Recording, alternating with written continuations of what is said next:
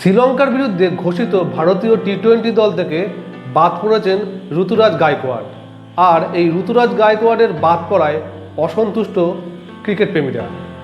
Cricket প্রেমীদের অবাক করেছে এই ঋতুরাজ গায়কোয়াড়ের টি-20 দল থেকে বাদ পড়া।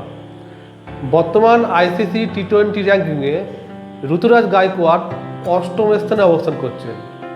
এর আগে দুজন ভারতীয় আছেন, তারা হলেন সূর্যকুমার যাদব দ্বিতীয় এবং যশস্বী জয়সওয়াল, তিনি আছেন 6 নম্বরে।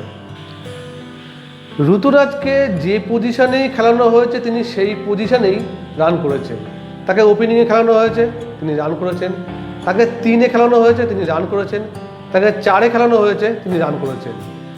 সদ্য সমাপ্ত জিম্বাবুয়ে সিরিজের দ্বিতীয় ম্যাচে তিনি 3-এ নামেন এবং 47 বলে 77 রানের অপরাজিত ইনিংস খেলেন।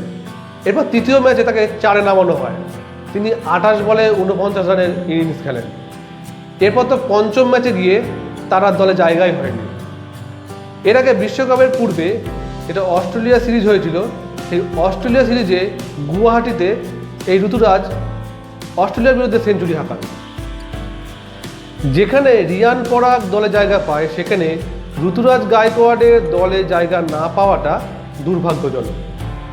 আমি যদি টি-20 পরিসংখ্যান বিচার করি, সেক্ষেত্রে শুভমান গিলের থেকেও এগিয়ে থাকবে ঋতুরাজ গায়কোয়াড়।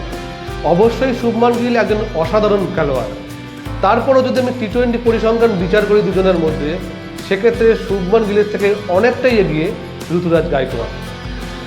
ঋতুরাজ টি-20তে 23 ম্যাচে 39.56 গড়ে 633 রান করেছেন, তার স্ট্রাইক রেট 143।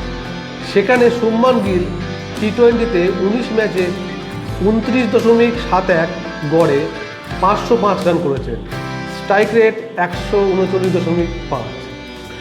তবে ক্রিকেট প্রেমীরা এটা আশা করছে ঋতুরাজ গায়কোয়াড়ের মতো খেলোয়াড়কে আগামী সিরিজে অবশ্যই দলে রাখা হবে।